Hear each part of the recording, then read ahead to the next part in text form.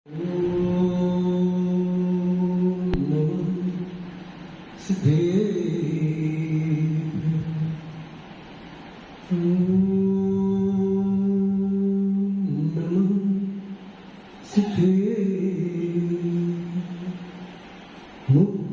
मुक्ति करूपोय कर्माभिसंविदाय अक्ष्यं परमात्मनं ज्ञानमतीनामृतम्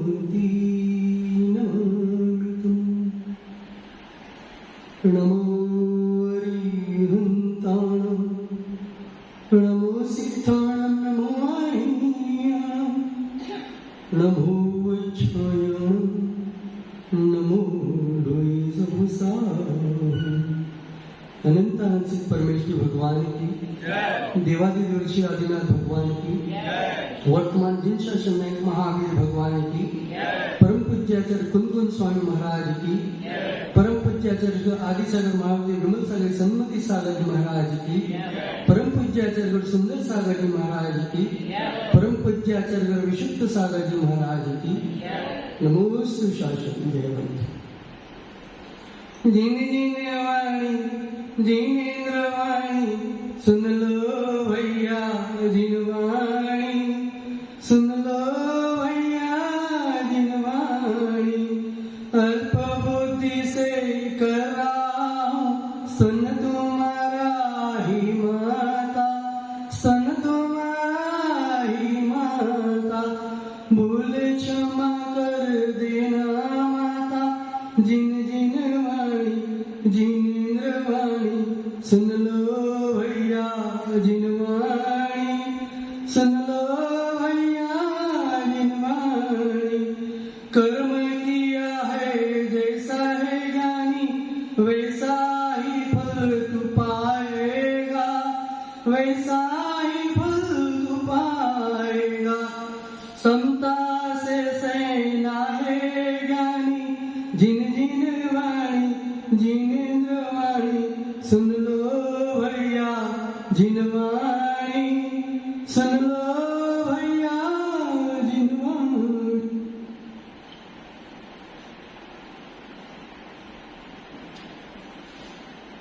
पर्याय को मोटा करने के लिए पर्याय को मोटा करने के राग में अपने को सजाने के राग में इस पर्याय को सजाने के राग में प्रथाओं के राग में हमने कितने पाप कर डाले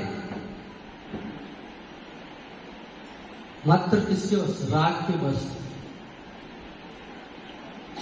आपको जिस प्रथा को पकड़नी चाहिए थी उस प्रथा को हम पकड़ नहीं पाए और उसे तो छोड़ दिया। जो प्रथा नहीं पकड़नी थी उसे हमने पकड़ लिया। क्या हमारे पूर्वज शुद्ध भोजन करते नहीं थे? शुद्ध वस्त्र नहीं पहनते थे? चौका लगाते थे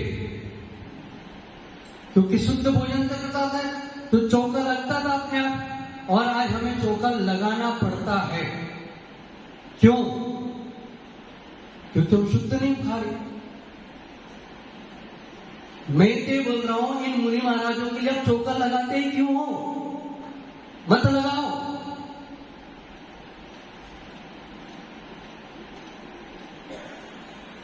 कितने घर हैं? 350। अगर 350 घरों में एक एक व्रती बन जाए तो बेचारा अध्यक्ष को तो घूमना नहीं पड़े चौका लगाओ करने को। मुनि महाराज मुद्रा लेके निकल गए, जहां चले वह चल दिए तो चौका लगाना नहीं पड़ेगा, लगता रहेगा। इतने आपके सागवाड़ा में विशाल मंदिर हैं। आपके पूर्वजों ने मूंग के दाल का पानी पीकर आधा पेट भूखा रहकर इन विशाल मंदिरों का निर्माण किया। और हम किसी विद्वानों के द्वारा इन मंदिरों को तोड़ने जाओगे तो क्या होगा? उनकी आत्माओं को कितना दुख होगा। ये तो छोड़ो, 350 घर की वस्तु में हम कितने जन इनका अभिषेक करने जा रहे हैं मंदिरों में। अगर आपके 350 घरों में एक घर में 5 व्यक्ति भी हैं तो कितने हो गए? 1750 व्यक्ति हैं सागवाड़ा में। तो कितने मंदिर जाते हैं अभिषेक करने?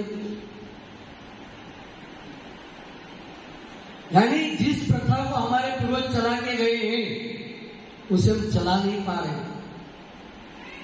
नई प्रथा चाहिए उसे लागू कर रहे हैं।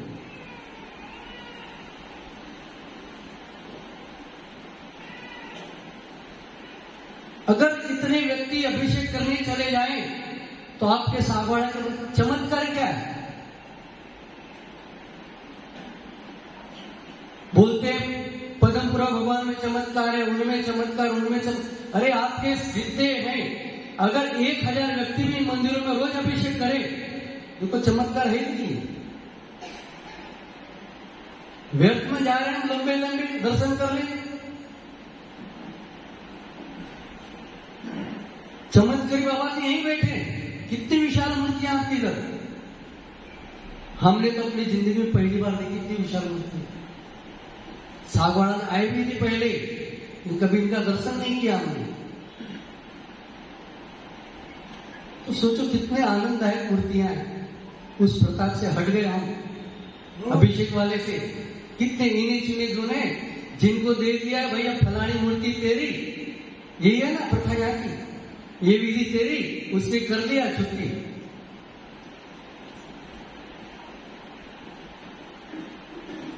भैया जब तक आपके अंदर वितराग वाणी की गर्जना नहीं होगी,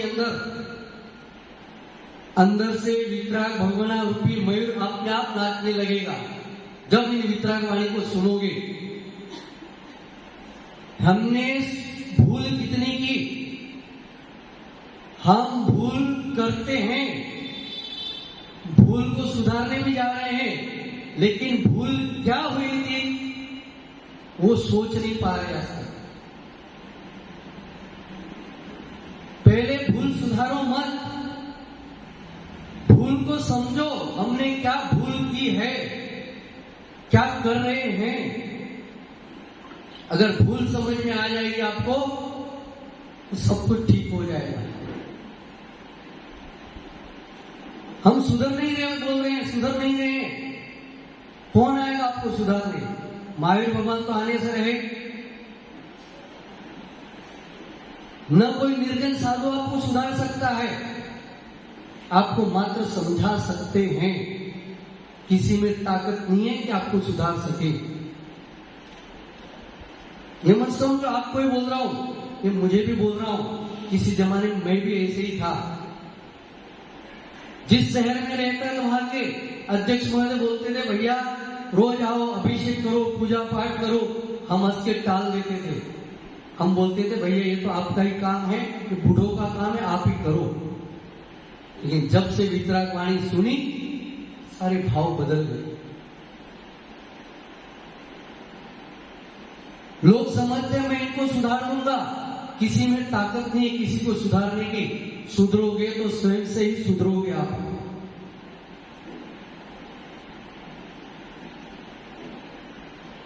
सुधरना तो पड़ेगा ही, आज नहीं तो कल। सही मार्ग अगर समझ लोगे आप तो आपको अपनी भूल समझ में आएगी। लेकिन आज तो हमें सही मार्ग ही पता ही नहीं। कितनी पर्यायों में हमने कितने अनंतों बार भूल कर ली। अनंतों बार भूल करने का कारण यह है कि हम इस पंचम काल में आके बैठ गए। इस पंचम काल की तो छोड़ो, इस पर्याय में हमने कितनी भूल कर दी।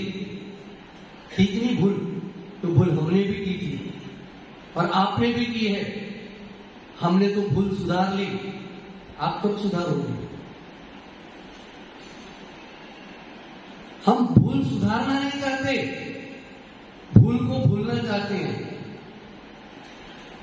एक हमारे भैया जी हैं, आए अमित भैया। उनसे किसी ने प्रश्न किया कि आप आपको अपनी पत्नी से कितना प्रेम है?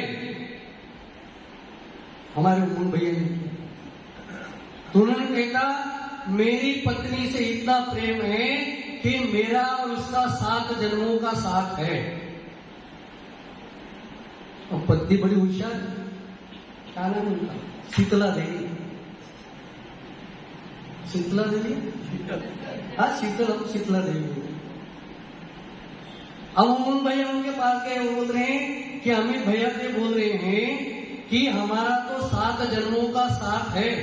नारियां बड़ी होशियार होती है कभी कभी, जब उनका दिमाग खुल जाता है तो बोलती है कि जाओ उन भैया से बोल दो कि वो गलत फहमी में ना रहे। भले हमारा 7 जन्मों का साथ था, लेकिन ये 7वां जन्म चल रहा है हमारा। अब बेचारे उनको पता चला अमित भैया को जब 7वां जन्म चल रहा है तो हमारा कोई व्रत होता है, तो व्रत पूरा होने में क्या करते हो? उद्यापन। अब बेचारे दौड़े दौड़े आ गए कि महाराज जी हमें उद्यापन करना है, तो सामग्री लिख के दो। मतलब भैया ठीक लिख के देंगे सामग्री, लेकिन सामग्री तो लिख के देंगे, लेकिन आपको लानी नहीं है। सामग्री हम लाएंगे, आपको तो मात्र इतना करना है कि आप यहां आ जाना और अपने परिवार वालों को लेके आना, हम उद्यापन करा देंगे। अब वो इतने समझदार, अमित भैया तो पता है बहुत समझदार है, बहुत ज्ञानी जी हैं। उनको समझ में आ गई महाराज जी अब क्या बात करने वाले हैं। और हम अपने मन में सोच रहे हैं चलो कम से कम एक ज्ञानी तो हमें सागवाड़ा में मिला कि कम से कम उससे हम 1 से लेकर 4थे 5वें 6ठे तक 7वें तक पहुंचा दें। देखो जिसके पास जो होता है वही बेचता है। पवन भैया आपकी दुकान कौन सी है? सोने की। अगर आपकी दुकान पर कोई आके बोले भैया 1 किलो शक्कर दो, दोगे क्या? या किराने की दुकान पे जाओगे तो उससे बोलोगे भैया मुझे चांदी का या सोने का हार दो, देगा क्या? नहीं देगा। वैसे हमारी दुकान में यही बिकता है, क्या? कपड़े उतारना। तो समझ गए। कुछ दिनों बाद वापिस आए, महाराज जी मेरे भाव तो नहीं है उद्यापन करने के, तो अपन कुछ दूसरा उपाय। तो आप माताओं क्या करती है जब कोई व्रत होता है, जब आपकी उद्यापन की शक्ति नहीं है तो क्या करते हो? उसे डबल करते हो। तो बहुत ज्ञानी था अमित भैया। वो बोलते महाराज जी मेरे में शक्ति नहीं है उद्यापन करने की, अब तो ऐसा करते हैं हम इस व्रत को डबल कर लेते हैं। समझ गए? क्योंकि वही की वही मुझे 7 जन्म में और मिले। और तो बड़ी होशियार, अब तो मुझे 7 जन्म नहीं, बस ये जन्म काफी हो, भोग लिया 7 जन्म तो आपको, अब 7 जन्म भोगने की ताकत नहीं है मुझे। इसका मतलब ये है कि हम भूल तो कर रहे हैं, लेकिन भूल को सुधारना नहीं चाह रहे।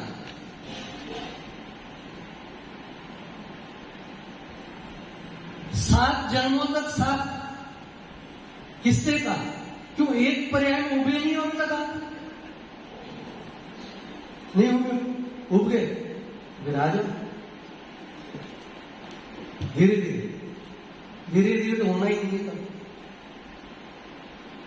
राजू भैया मुझे एक बात बताओ, अगर आप कहीं मेहमान आते हो 2 दिन के लिए, घर को त्याग कर ससुराल चले गए, तो कितनी आवभगत होती है आपकी? बहुत होती है, आनंद आता है घना। अगर 2 दिन घर छोड़कर बाहर कहीं चले गए कितना आनंद, बहुत आनंद आता है। और हमेशा के लिए घर छोड़ दो कि कितना आनंद आएगा।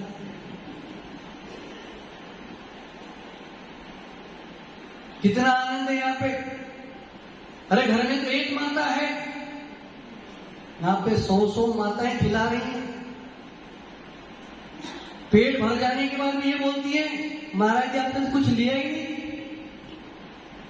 और आप घर में होते हो तो इस परमेश्वर में बेचारे 4 रोटी खाता रोज, और किसी दिन 5वीं मांग ली तब तो ठीक है, और 6ठी मांगी तो કેટલાક ભૂખા થઈ ગયા હતા, કેટલાક બારના ભૂખ્યા ખાઈ રહ્યા। तो सोचो, यहां पेट भरने के बाद भी लोग दबा दबा के खिला रहे हैं, और एक बेचारा ये एक रोटी ज्यादा क्या मांग रही। अरे रोटी तो छोड़ो, किसी दिन कुछ काम से व्यवस्था के कारण लेकर आए घर पे, भोजन का समय चूक गया, परमेश्वरी क्या बोलेगी, भाई डाबो पड़े टेबल पड़े खाई दो, खाना बनाइए, नहीं तो ये नहीं बोलेगा, आज ही बोलेगा फिर। तो सोचो, फिर भी हम इस भूल को स्वीकार नहीं कर पा रहे, इस भूल को सुधारने की कोशिश नहीं कर पा रहे, मात्र वही चर्या में लगे हुए, वही सी चर्या में लगे हुए। इस प्रथा के नाम पर हम किसी गांव में गए, वहां पे क्या था, अनंत चतुर्दशी के दिन ही वहां पे ध्वजा का बदलाव होता, आपके होते हैं ध्वजा मंदिर के ऊपर, तो उस चतुर्दशी के दिन ही ध्वजा बदली जाती है वहां पे, जब फट भी जाए लेकिन चतुर्दशी के दिन बदलेंगे, ये हमारी प्रथा है, उनका कहना है। लेकिन आचार्य जी ये कहते हैं कि अगर तुम्हारी ध्वजा फट गई है उसे तुरंत बदल दो। क्या अपने वस्त्र फट जाते हैं तो आप क्या शुभ मुहूर्त देके बदलते हो, तुरंत बदलते हो ना। तो अगर ध्वजा तुम्हारे मंदिर की फटी हुई है तो आपके समाज में फटापन ही रहेगा।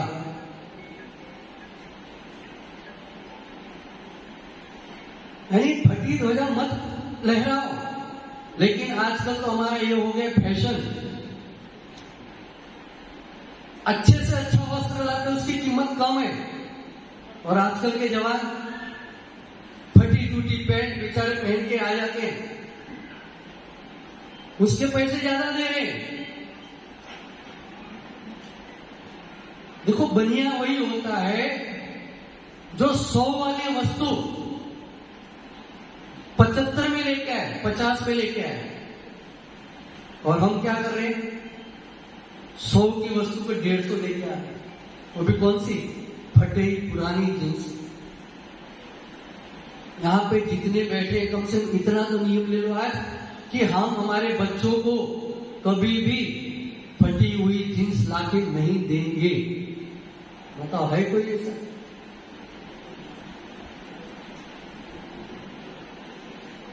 तो सोचो उन्होंने क्या किया, ये तो ठीक इतनी ध्वजा था, अब वो ध्वजा जिस दिन लहराते थे नहीं, तो जो व्यक्ति ऊपर चढ़ता था, ऊपर चढ़ने के बाद उस ध्वजा के टुकड़े टुकड़े करके चिंदिया चिंदिया करके नीचे फेंकता था। वो बोले, ये क्या भैया चल रहा है तुम्हारे? वो बोलता है, टुकड़े टुकड़े ले जाने से हमारे घर में गले में रखते हैं तो धन बढ़ता है। तो भैया, जब धन बढ़ रहा है तो पूरी की पूरी ध्वजा ही ले जाओ ना, तो पूरा घर बढ़ जाएगा। तो सोचो कैसी प्रथाएं लगा के रखी हैं। मैं मात्र उनसे ये पूछना चाहता था कि क्या अगर राष्ट्र की ध्वजा है, आप उसका अपमान करते हो या उसको फाड़ते हो, तो सरकार क्या सजा देती है? सजा देती है। तो आप तो जिन शासन की ध्वजा को फाड़ रहे हो, कर्म क्या सजा देगी आपको?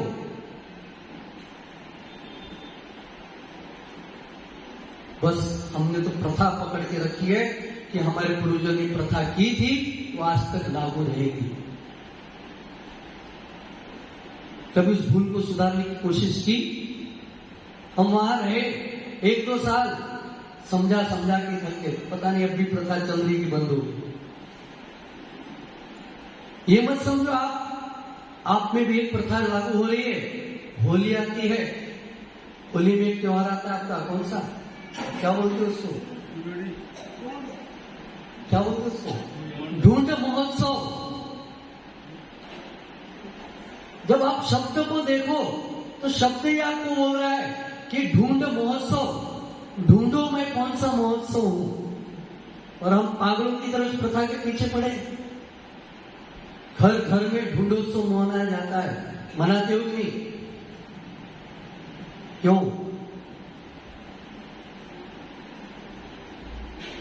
आजकल तो थोड़े साधु संत आने के बाद थोड़ा सुधार हुआ है कि होली पे जाते नहीं है और मंदिरों में करा देते हैं, कुछ तो सुधार हुआ है। मात्र इतना थोड़ा समझा देता हूं कि वो महोत्सव कैसे शुरू हुआ। देखो, अन्य मत में तो होली की प्रथा पहले से ही है, वहां कोई बोल ही नहीं सकती। तो किसी समय ऐसे हुआ कि किसी सेठ का बच्चा था और उसके घर में मामा आया था, मामा लेके उसको गया। तो होली जल रही थी, बच्चा रो रहा था, तो चलो इसको घुमा लाते हैं, तो वो देखने चला गया। अब देखने जाते जाते उसने कुछ अच्छे से दागिने पहने होंगे, छोटे बच्चे को पहनाए जाते हैं, सेठ लोग तो हीरे मोती के पहना ही देते, तो उसने पहना दिए होंगे उसको दागिने, और बच्चा उधर भी था, तो दागिना कहीं नीचे गिर गया।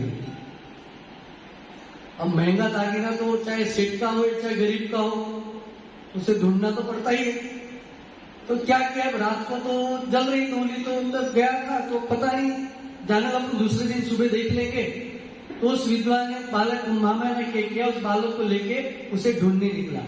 अब इतने तो जल्दी तो मिलना नहीं है, तब उसने उस जो होली थी वहां पे घुमा, उससे 1-2 चक्कर लगा दिए।